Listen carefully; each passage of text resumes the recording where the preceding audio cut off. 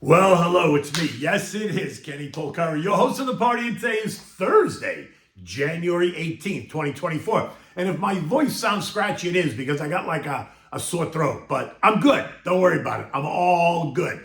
But I am here and I sound a little bit scratchy, but froggy, that's just the way it is. In any event, here are the things that you need to know today, right? So finally, it appears that they're paying attention to what the Fed is saying, right? Stocks did decline yesterday, but the pressure was less, right? Continues to just be a repricing of the risk, right? Bond yields rose, not unexpected. The VIX rose as well. Oil continues to thrash around based on the latest headline out of the Red Sea. And gold breached the next level of support, something we talked about yesterday, putting us in a new trading range. And what do we have for dinner tonight?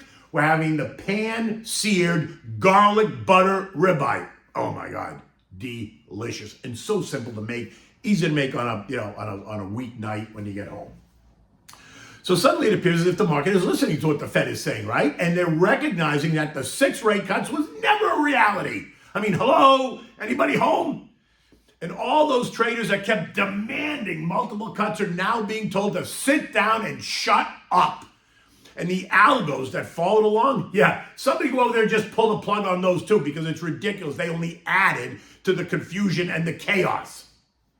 Stocks extended their losses on Wednesday as it becomes clear that the Fed is going to be in no rush to slash and burn rates as the U.S. economy continues to show resilience. And this means that bonds should also continue to come under some pressure, which only means that yields will continue to rise across the spectrum.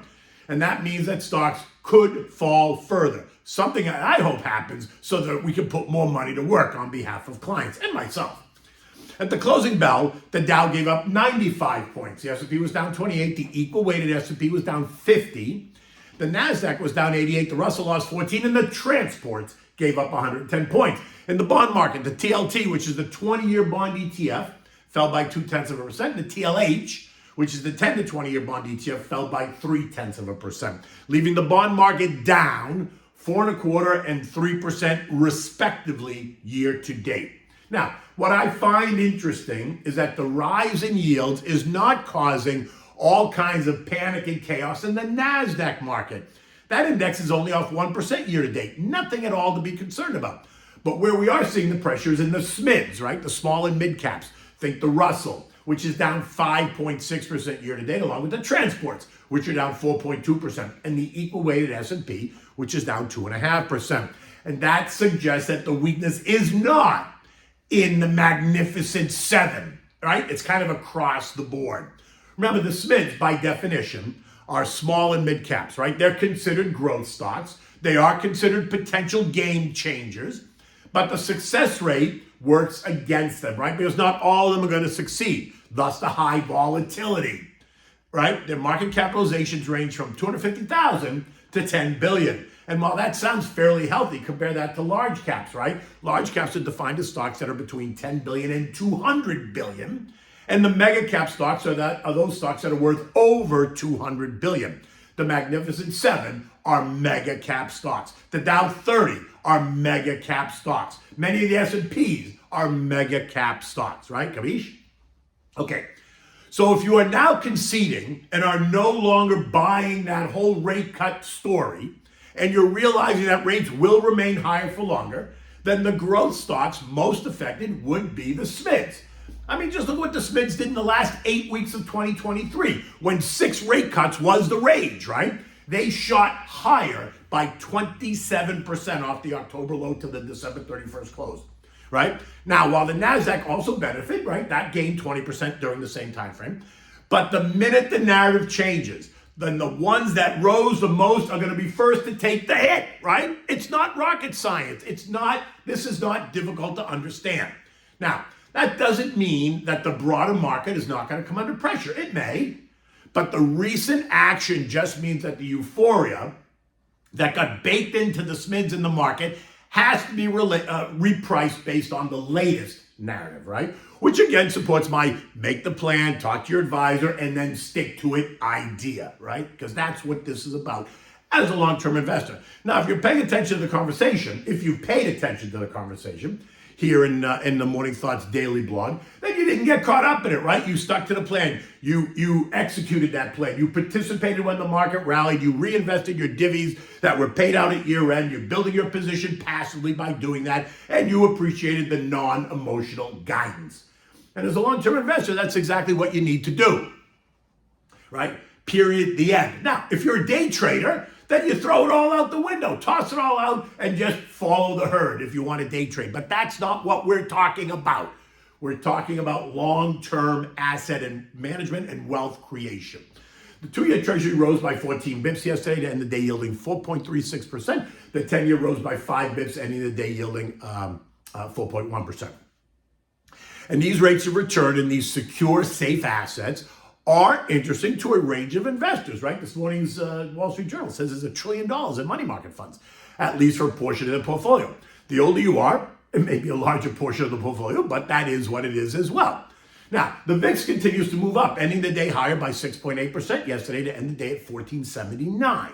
This morning it's backing off a bit, and that should tell you that stock futures must be higher and not lower. And in fact, they are. Dow futures this morning are up 45, the S&Ps are up 14, the Nasdaq's up 100, and the Russell, the SMIDs are up 10, right? It appears as if they pushed this rate cut story to the back burner, and they're now refocusing on earnings and economic data.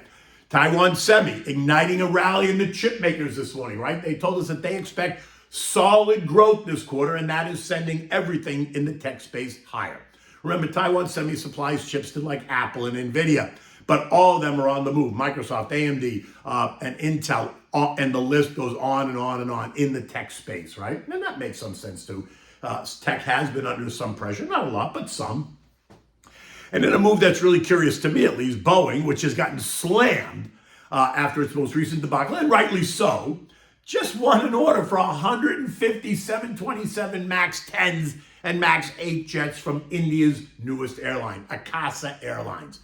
I guess they must not be reading the newspapers over there or listening to the news. I mean, at this point, they could go out and buy Russian planes from the state-run agency and feel safer at this moment than they would on a Boeing. But look, that's me. You do you. I never owned Boeing. I don't own Boeing. And I'm just not going there. Every 6 months they have a problem. Not interested. Now, oil, which has been all over the place in recent weeks, is ricocheting between $70 and $75. This morning it's up 20 cents at $72.70.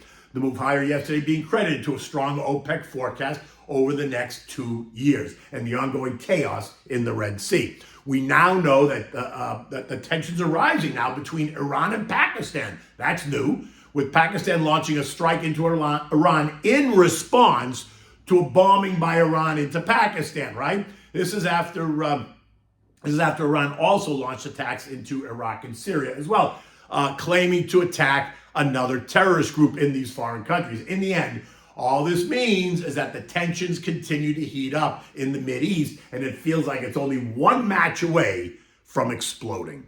Now, gold traded low yesterday. It failed to hold trendline support at 2030, and then it failed to hold trendline at 2015, ending the day at 2006. And we talked about that yesterday. I told you to watch for that. This morning it's up $8 at 2014 an ounce, and what I think is just a bounce off a short-term oversold condition. We're now in the 1995-2050 trading range. Eco data today includes housing starts, which are expected to be down 8.7%, but building permits are up 0.6. The Philly Fed outlook, which is expected to be down 6.7%. Earnings out today from Key Bank, Truist Financial, and Northern Trust. They all missed. They were reported before the bell. Now, after the bell, look for Costco and J.B. Hunt. European markets are all up today by about 0.8%. Again, I think it's just a bounce off of recent weakness. ECB officials remain more hawkish, meaning steady versus cutting, than dovish, right? Despite some improvement in inflation. And I think investors in Europe are now agreeing that a premature move to cut rates would be just that, premature. The S&P closed at 47.39 last night, down 27 points, right? We did trade as low as 47.14. So we have not yet tested 46.80, which is a level I've been telling you. I identified it. I told you about it. I want to see if we hold to see if the markets then settle down. A failure to hold at 46.80 opens up the S&P 4600, which is not unreasonable and would not be a reason to hit your sell button at all. In fact, you know how I feel. If the fundamental story hasn't changed, then stocks go on sale. It's an opportunity to add to them, to hit the buy button, not the sell button. 4,600 is well within a normal trading range in the market. So just, put that in perspective. Okay, so what do we have for dinner today? I made this the other day. It is delicious. It's a pan-seared garlic butter ribeye. I guess you can use anything you want, sirloin, ribeye, whatever you want. It's a simple dish. You make it, you can serve it with roasted potatoes and just a large mixed green salad. It's easy to do during a weeknight. For this, you need butter, softened, right? You need 1 teaspoon of minced fresh parsley, minced garlic. You need a 1/4 teaspoon of reduced sodium soy sauce. You need 1 boneless top sirloin steak or the ribeye, whatever you want. You need salt and pepper. You want to season the steak with salt and pepper, and you want to just set it aside, let it sit for 15 to 20 minutes, just set it aside. You want it to be room temperature.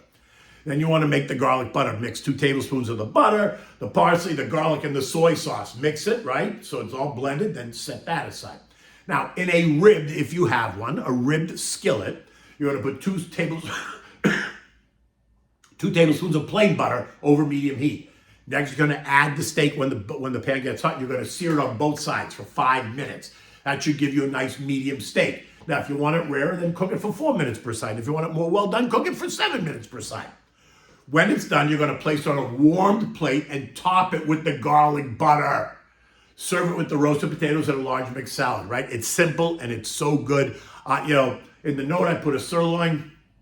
I could do sirloin or ribeye. I actually prefer the ribeye. So when I make this with the ribeye. But I'm always giving you ribeye, so I wanted to give you sirloin. So if you like sirloin, just go with the sirloin.